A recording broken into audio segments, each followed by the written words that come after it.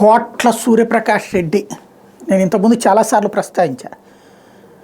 ముఖ్యమంత్రులు బిడ్డలందరూ ముఖ్యమంత్రులు వల్ల కాలేదు కూడా. ఆంధ్రప్రదేశ్లో ఒక్క జగన్మోహన్ రెడ్డికే సాధ్యమైంది, అది సొంత పార్టీ పెట్టుకుని. నేదురుమల్లి జనార్దన్ రెడ్డి గారు అబ్బాయి, మర్రి చెన్నారెడ్డి గారు అబ్బాయి, కోట్ల విజయభాస్కర్ రెడ్డి గారు అబ్బాయి, ఇట్లాగా వాళ్ళ కొడుకులుగా మిగిలిపోయారు. ఎన్టీ రామారావు గారు అబ్బాయి అట్లాగే మిగిలిపోయారు. ఈవెన్ ఎన్టీఆర్ వారసుడు కూడా అవ్వలేదు కదా.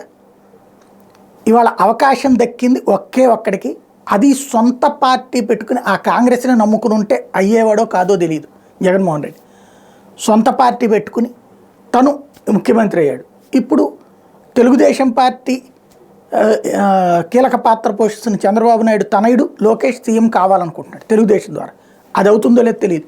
జగన్ అయితే అయ్యాడు, కానీ కోట్ల విజయభాస్కర్ రెడ్డి గారి అబ్బాయి సూర్యప్రకాష్ రెడ్డికి సీటు దక్కలేదు.